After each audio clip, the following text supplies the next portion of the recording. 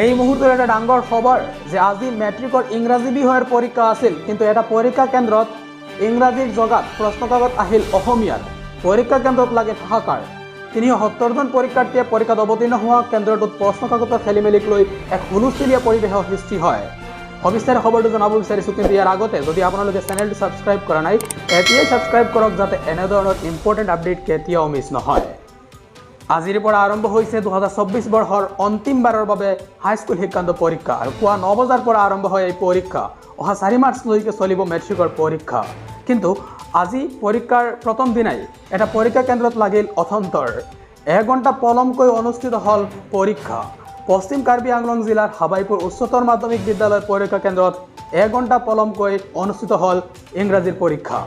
আজি আছিল ইংৰাজীৰ পৰীক্ষা, কিন্তু ইংৰাজী প্ৰশ্নকাকতৰ বিপৰীতে পৰীক্ষা কেন্দ্ৰটোলৈ আহিল অসমীয়াৰ প্ৰশ্নকাকত, যাৰ বাবে কেন্দ্ৰটোত ১ ঘণ্টা পলমকৈ অনুষ্ঠিত কৰিবলগীয়া হয় পৰীক্ষা। ৩৭০ জন পৰীক্ষাৰ্থীয়ে পৰীক্ষাত অৱতীৰ্ণ হোৱা কেন্দ্ৰটোত প্ৰশ্নকাকতৰ খেলিমেলিক লৈ এক হুলস্থুলীয়া পৰিৱেশ সৃষ্টি হয়।